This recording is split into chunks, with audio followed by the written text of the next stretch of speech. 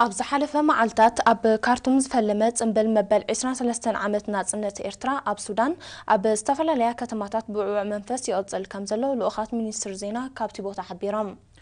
أبور سودان كبابيان استخايدت انبل استخاتاتولو إيوب أبراهان سبهاتو قفلن زل أخوة زبزب فرين فزم كتوربيا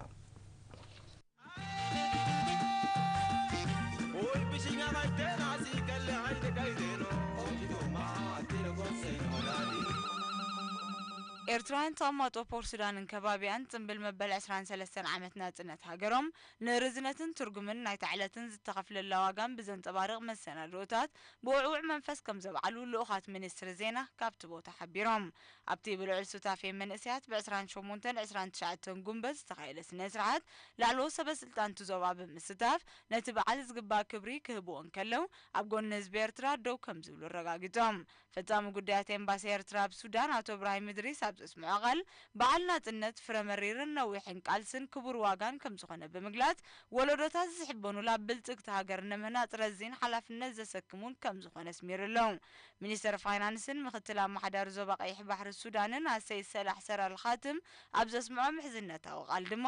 መንግስቲ ሱዳን በሐፈሻ ዞባ ቀይሕ ባሕርን ተቀማጡ እንደማፍላይ ታሪኻውን ህዝባውን ዝምድና ክልተን ሃገራት ንምምዕባል አበርቲዖም ከም ዝሰርሑ በምትጋዝ አማሓዳርቱ ዞባ ዶክተር መሐመድ ጣህር ኤላ በወቅዓው ጽምብል ናጽነት ኤርትራ ምስታፉ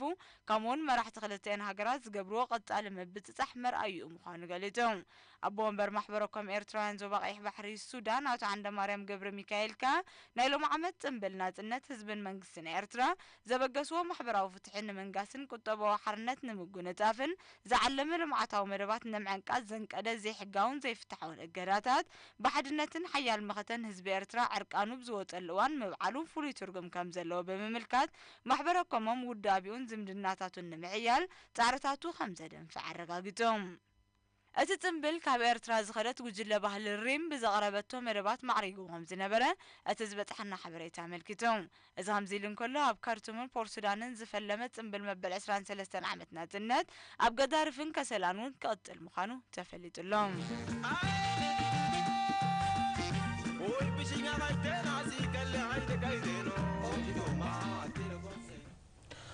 بتمساسالي إرتراوين تقماتو ساسكوتون إيتوبرين بيروتن زنبل ناصنت هاجرون بلوع الهاجراو وني كم زبعلو ككابوتو زبصحنا صبصبات يغلص بمنقد مربب حبريتا شابايت مستلاخ حبريتا هبتون فرزقي او واحد ولو شامت ولده كقربايم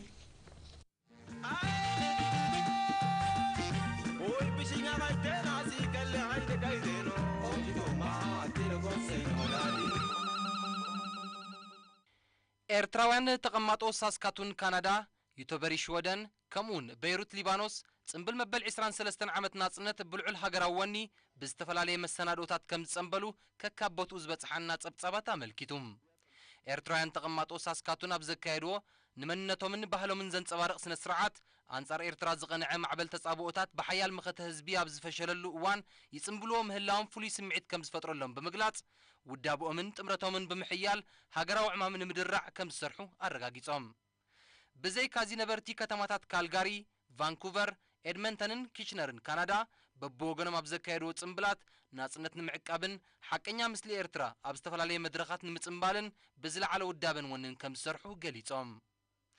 ነበርቲ ከተማ ዩቶበርን ከባቢያን ሽወደን ቦገኖም አብዘካይዶ ህዝባዊ ጓይላን ዝተፈላልየ ባህላዊ መሰናዶታትን ዝተሰነየ ምዕሩግ ስነ ስርዓት ኣብ ብዙሕነት ህዝቢ ኤርትራን ዘሎ ሓድነትን ስኒትን በሐፈሻ ኣብ ማሕበረኩሞም ዘሎ ጽኑዕ ጥምረት ድማ ብፍላይ ዝተንጸባረቑ ትሕዝቶ ከም ዝቐረበ ካብቲ ቦታ ዝበጽሐና ሓበሬታ ኣብርዩም እቶም ዜጋታት 24 ጉንቦት ርእሰ ኩሉ ሃገራዊ በዓላትን ብመነቶም ዝኽርዑላን መዓልቲ ሓበን ምዃና ብምሕባር ሕድሪ ሰማዕታት ብምጽናዕ ንዝበረኸ ጥምረትን አበርክቶ ኣብ ሃገራዊ መደባትን ቃሎም እሐዲሶም እዚ ከምዚ ኢሉ እንከሎ ኣብ ሊባኖስ ዝቕመጡ ዜጋታት ብወገኖም ንሃገሮም ዘለዎም ፍቕርን ድልውነት ንህንጸታን ምውሓስ ልኡላውነታን ብዘንጸባርቕ ኣገባብ ከም ዝጸንበልዎ ካብ ከተማ ቤይሩት ዝበጽሐና ሓበሬታ ኣመልኪቱም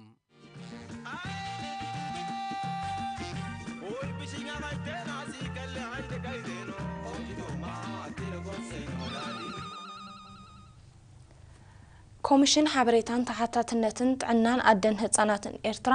ከም ማዕጸልታ ናይቲ ኣብ ዝሓለፈ ወርሒ ሚያዝያ ከካይዶ ምውሓስ ጥዕና ኣደን ህጻናትን ብሓፈሻ ኣብ ግዜ ወሊድ ዘጋጥም መጠን ሞት ንምግታእ ድማ ብፍላይ ንቕሓት ደቂ ኣንስትዮ ክብ ኣብ ምባል ዘተኮረ ዓውደ ዘተ ብ29 ጉንበት ተመሳሳሊ ዓውደ ዘተ ኣካይዶም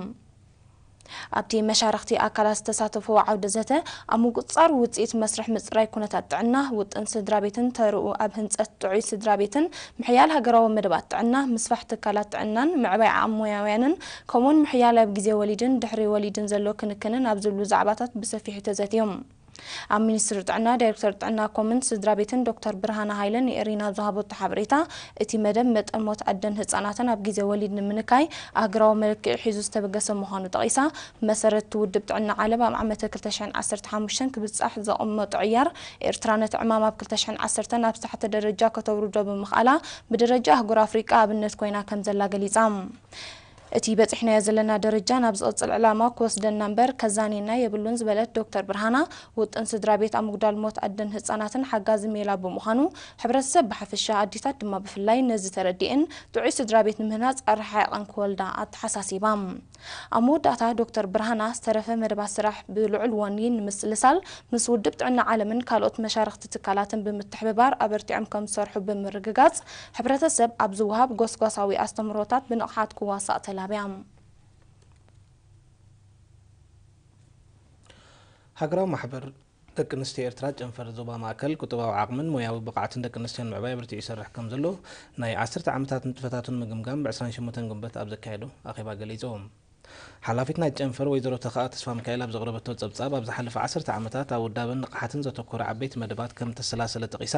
ኣብ ምዕዋት መደባት ልምዓት ምድማቕ ሃገራዊ በዓላት ምብጻሕን ምእላይን ኣባላት ሓይልታት ምክልኻልን ጽጉማት ወገናትን ከምኡውን ማእትታዊ ፍረታት ብኣድማዕነት ከም ዝነጠፈ ሓቢራ ብዘይካዚ ንብሉጻት ተምሃሮ ብምትባዕን ጽጉማት ትምህርታዊ ሓገዝ ብምግባርን ተወዳዳርነትን ምዕባይ ቁጠባዊ ጸገማትን ዘለውን ድማ ኣብ ምሕጋዝን ናይ ልቓሕ ዕድላት ኣብ ምኽፋትን ዘተባብዕ ስራሓት ከም ተሰላሰለ ብዝርዝር ኣብሪሃ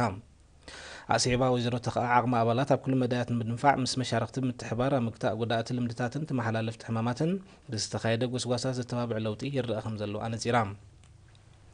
ኣብ መወዳእታ ወይዘሮ ተኸኣ ደቂ ኣንስትዮ ምዕቃብ ክብርታት ጸለውትን ምግባርን ኣፍልጦን ኣብ ሕግን ምራኽን ካልእን ብዝምልከት ቀጻሊ ሰሚናራት ከም እተኻየደ ጠቂሳ ትምህርቲ መሰረት ኩሉ ምዕባለ ስለ ዝኾነ ሃማድኤ ንመደብ ምጥፋእ ማህይምነት ክደፍኣሉ ምጽንሑ ገሊጻ ኣብቲ ጋጣሚ ካብ ኣሜሪካ ዝመጸ ዶክተር ፍካክ ህብትየስ ምሕያል ደቂ ኣንስትዮ ብዝብል ኣርእስቲ ብዝሃቦ ዝተምህሮ ደቂ ኣንስትዮ ብጉዕዞ ናጽነት ተሳታፍነትን ኣብ ኩሉ መዳይ ኣብ ዘረጋግጻሉ ዘሎ ኣብ መድረኽ ትምህርቲ መሰረታዊ ስለ ዝኾነ ተማሂረን ናይ ለውጢ ኣብነት ክኾናን ማዕርነተን ምስራሕ ከረጋግጻና ዘኻኺሩ ተሳተፍቲ ብወገነን ኣስተምህሮታት ኣብ ኩሉ መዳያት ዝያዳ ክሕየል ቁፅሪ ኣባላት ንምዕባይ ዝያዳ ክሰርሓ ደቂ ኣንስትዮ ባዕላትን ብኣብነት ክውግስጉሳ ዝብሉን ካልኦትን ርእቶታት ብምቕራብ ዝሕንፀፁ መደባት ንምዕዋት ድልውነትን ኣረጋጊፀን ተምሃሮን መንእስያትን ኣብ ከባቢኦም ዝተሰላሰሉ ዘለዉ ልምዓታዊ መደባት ንምዕዋት ቀጻሊ ተራ ክጻወቱ ጨንፈር ሚኒስትሪ ሕርሻ ኣብ ንዑስ ዞባ ሞልቂ ምስ ተምሃሮን መንእስያትን ኣብ ዝገበሮ ርክብ ኣዘኻኺሮም ሓላፊ ቤት ጽሕፈት ሚኒስትሪ ሕርሻ ኣብቲ ንዑስ ዞባ መንእሰይ ወልደ የሱስ ተኪያ ብዘስምዖ ቃል መንእስያት ኣብ ዝተፈላለዩ ማእተታዊ ንጥፈታት ተዋፊሮም ከካይድዎ ሳላ ዝጸንሑ ዕማም ኣብ ምዕባለ ከባቢኦም ዓብዪ ኣስተዋጽኦ ከም ዝገብሩ ብምምልካት ንዝበረኸ ኣበርክቶ ንቕሓቶም ኣበሪኾም ሱታፊኦም ክዕዝዙን ጽጉማት ወገናት ኣብ ምርዳእ ክነጥፉን ተላብዮም ሓላፊ ህግደፍ ኣብቲ ንዑስ ዞባ ኣቶ ሃይለ ተስፋ ማርያም ብወገኑ ባህሊ ስራሕን ምትሕጋዝን ኣብ መንእስያት ምስራፅን ተሳታፍነቶም ኣብ ኩሉ ልምዓታዊ መደባት ንምብራኽን ሓላፍነት መላእ ሕብረተሰብን ኣካላት መንግስትን ክሕይል ብምዝኽኻር መንእስያት ብጊድኦም ተኸፊትሎም ንዘሎ ዕድላት ተጠቂሞም ጊዜኦም ኣብ ትምህርትን ስራሕን ብምሕላፍ ነብሶም ከማዕብሉ ተላብዮም ተሳተፍቲ ኣብ ዝሃቦ ርእቶ እናንቁልቁለ ዝኸይድ ዘሎ ሃብቲ ገረብቲ ንዑስ ዞባ ናብ ንቡር ንምምላስ ማይን ሓመድን ብምዕቃብ ኣብ ንጥፈታት ምግራብ ብዝለዓለ ክዋስኡ ምዃኖም ብምርግጋጽ ውዳቤ መንእስያት ንዑስ ዞባ ንምሕያል ዝምልከቶም ኣካላት ብዕቱብ ክሰርሑ ኣዘኻኺሮም ኣብ ዞባ ሰሜናዊ ቀይሕ ባሕሪ ንዑስ ዞባ ፎሮ ብኩልንትኖም ብቕዓት ተምሃሮ ምፍራይ ቀዳምነት ተዋሂቡ ብውህደት ይስራሓሉ ከም ዘሎ ተገሊጾም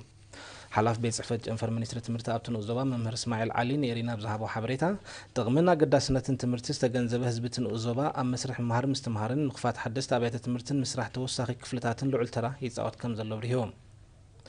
ኣብዛ ዓመት እዚ ብገለ ከባቢታት ናይቲ ንዑስ ዞባ ምክትታል ወለድን ተምሃሮ ደቆም ከምቲ ዝድለ እኳ እንተዘይነበረ ኣብ ዝቕፅል ዓመተ ትምህርቲ ግን ኩሉ ወላዲ ርድኢቱ በሪኹ ብዕቱብ ክንቀሳቐሰሉ ምዃኑ ሓቢሮም ممر اسماعيل علي موداتا بقعونا فراين من اسين مهنات نفس وكف ولادي أما كتال ولادو زيادة خيل تكالات منقس الدماء أبز مدايزي بوهدت كنتفات لابيوم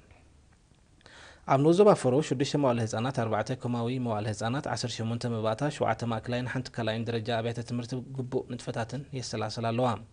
أبزن ستقصات كلا تمرت دما 300 دك نسيو دركبو ماستات 4000 تمهارون 231 ممهران كمزلو سندات بيت صحفت جنفر منيستر تمرت نايتن أزوبا يملكت